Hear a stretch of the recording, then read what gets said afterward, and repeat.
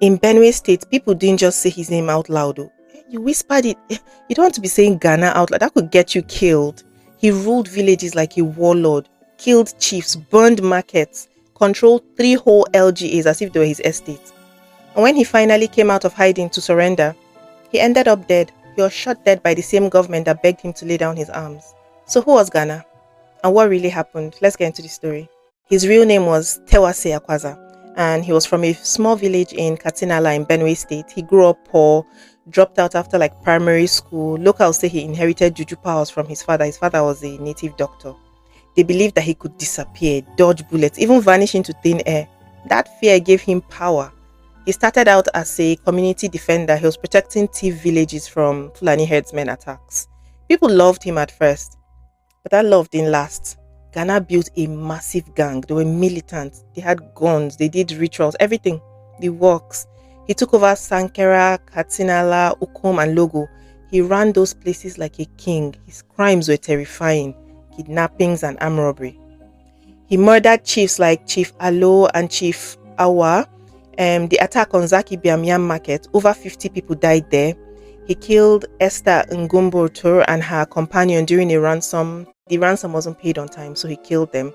Highway ambushes. And see, he was in full control of the local economy. He taxed farmers and traders. People who spoke against him, they vanished. And still some locals loved him because he built schools, he paid fees, gave out food. To some, he was Robin Hood. To others, he was a nightmare. Now, here's where it gets political. In 2015, Governor Samuel Otom, he launched an amnesty program, and Ghana surrendered. He gave up 84 weapons. He was even given a state contract to work in revenue collection. But that peace did not last. In 2016, Otom's security aide, Denen, he was killed, and Ghana was accused. So he fled. The bounty on his head jumped to 50 million quick. Still, they couldn't catch him. Some said maybe it was juju. Others said political protection maybe. Others were like, he's just smart. Fast forward to 2020, after years in hiding, Ghana came out again to surrender. He showed up in broad daylight with 50 of his boys. Traditional rulers were there to accept him. Officials were there. He got into a government convoy headed to Makurdi. Halfway there, soldiers intercepted them. They ordered him out of the car, took him away, and next thing we heard, Ghana was dead. The military claimed that he tried to shoot at them, but the local officials that were there were like, no, he didn't even have a gun. He was there to surrender. So why was he killed? Some say the army didn't want him to expose his political sponsors. Others think it was just revenge. His wife, Wanto Akwaza, she even demanded 5 billion naira for compensation. She said Ghana was ready to serve God and now they've killed her husband, so they should pay her 5 billion.